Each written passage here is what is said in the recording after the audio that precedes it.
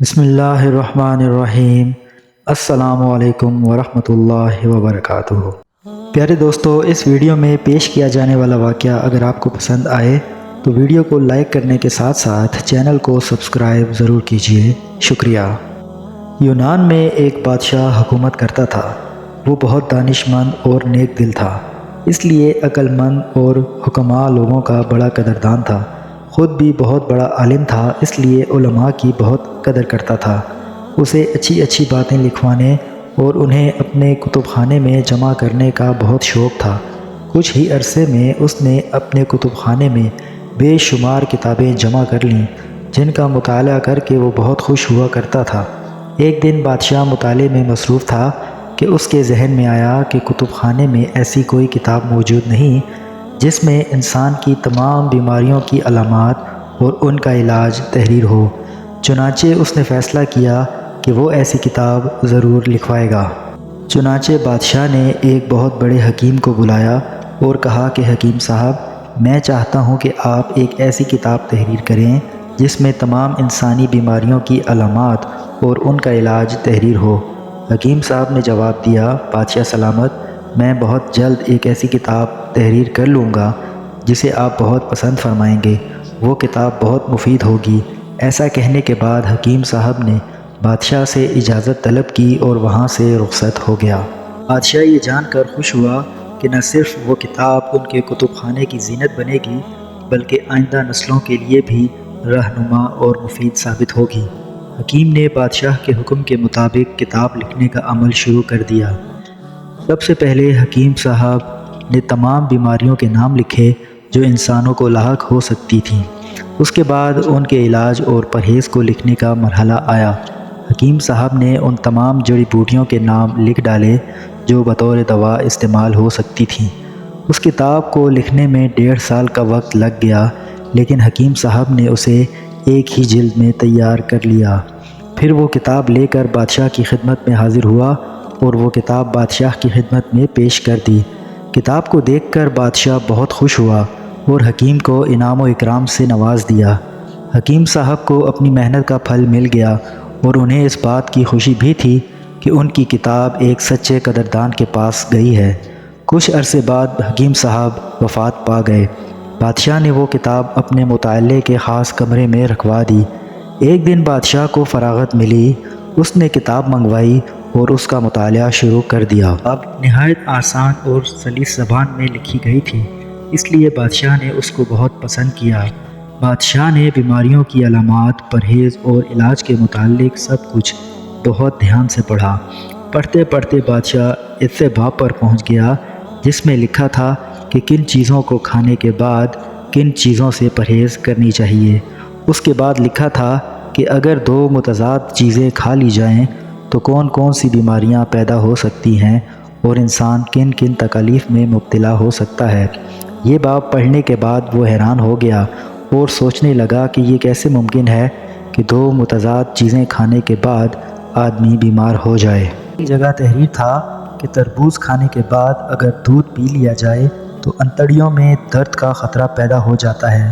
حکیم صاحب تو نہیں رہے، لہٰذا بادشاہ نے حکیم صاحب کے بیٹے کو بلایا تاکہ حکیم صاحب کے دعوے کی حقیقت معلوم کی جا سکے۔ اگلے روز حکیم صاحب کے بیٹے کو بلایا اور اس مسئلے کے بارے میں دریافت کیا۔ بیٹے نے کہا، بادشاہ سلامت، آپ تو جانتے ہی ہیں کہ میرے والد ایک لائق اور تجربہ کار حکیم تھے۔ انہوں نے جو بھی تحریر کیا یقیناً وہ تجربے کی کسوٹی پر پورا اترے گا۔ بادشاہ نے کہا کہ میں اس کا عملی تجربہ دیکھنا چاہتا ہوں۔ حکیم صاحب کے بیٹے نے کہا کہ بادشاہ سلامت، کل آپ کسی ایسے شخص کو بلائیں جو یکے بعد دیگرے دونوں چیزیں کھائے۔ اس کا نتیجہ آپ اپنی آنکھوں سے ملاحظہ فرما لیجئے گا۔ میں نے حکیم کے بیٹے کی بات مان لی اور اگلے دن دربار میں ایک صحت مند کسان کو پیش کر دیا گیا۔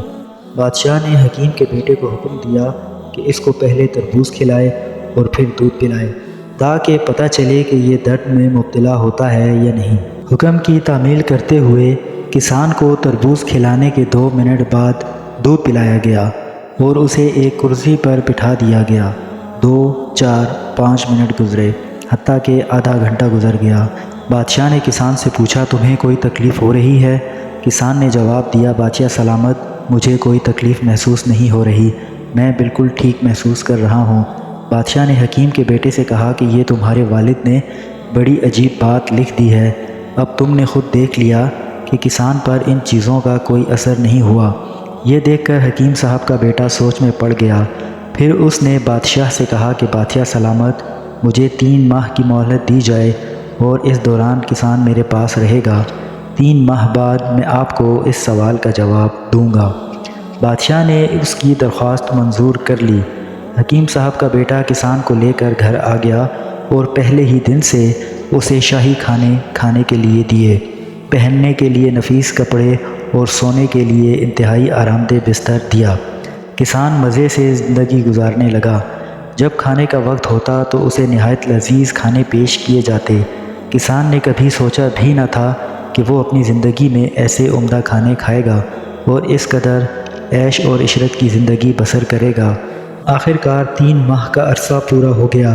حکیم نے سوچا کہ کسان کے مزاج کا امتحان لینا چاہیے۔ چنانچہ ایک رات اس نے کسان کے بستر کی چادر کے نیچے گندم کے دانے بکھیر دیے اور پلنگ کے ایک پائے کے نیچے گتے کے موٹے موٹے ٹکڑے کاٹ کر رکھ دیے تاکہ دیکھا جائے کہ اسے اس حالت میں نیند آتی ہے یا وہ بے چین ہوتا ہے۔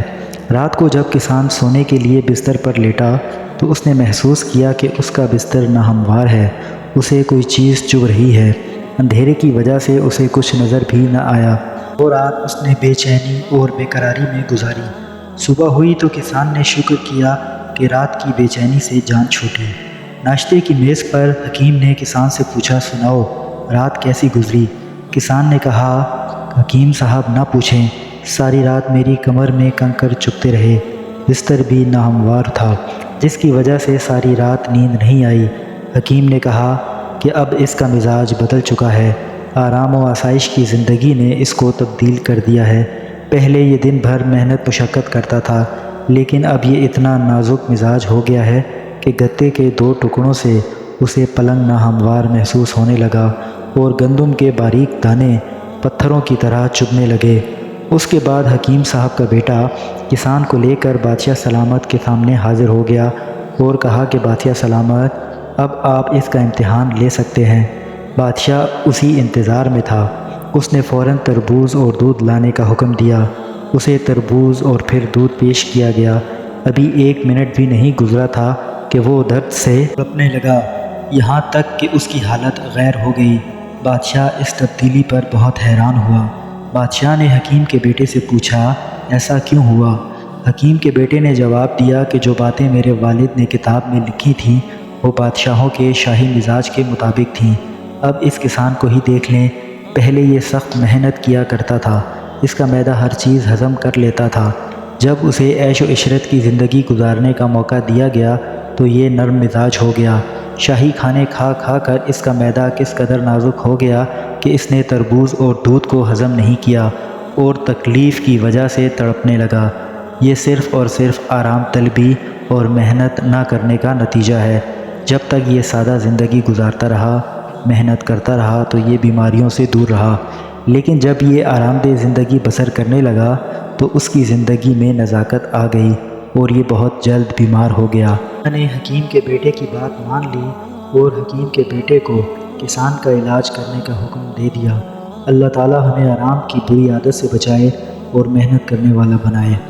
حضرت عمر رضی اللہ تعالیٰ عنہ نے فرمایا کہ جب کسی انسان کو دیکھتا ہوں تو وہ مجھے بہت پسند آتا ہے اور جب مجھے یہ معلوم ہوتا ہے کہ وہ کوئی کام نہیں کرتا تو وہ میری نظروں سے گر جاتا ہے۔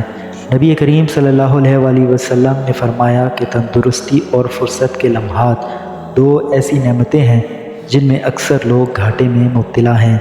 عمر بن خطاب رضی اللہ تعالیٰ عنہ نے فرمایا کہ میں اس بات کو بہت معیوب سمجھتا ہوں میں سے کوئی شخص اپنی زندگی کو بے معنی اور لاہیانی طریقے سے بسر کرے، دنیا کے لیے کوئی عمل کرے اور نہ آخرت کے لیے۔ نبی کریم صلی اللہ علیہ وآلہ وسلم کا فرمان ہے کہ اللہ تعالیٰ نوجوانوں سے سستی کی وجہ سے نفرت فرماتے ہیں۔ بیکاری نہایت بری چیز ہے جو انسان کی صلاحیتوں کو دیمک کی طرح کھا جاتی ہے۔ ایسا آدمی بظاہر تو زندہ ہوتا ہے لیکن در حقیقت وہ مرا ہوا ہوتا ہے۔ سب کو بالعموم اور نوجوانوں کو بالخصوص سخت محنت کی عادت اختیار کرنی چاہیے تاکہ ہم اپنے ملک کو دنیا کی ترقی یافتہ اور کامیاب اقوام کی فہرست میں شامل کروا سکیں۔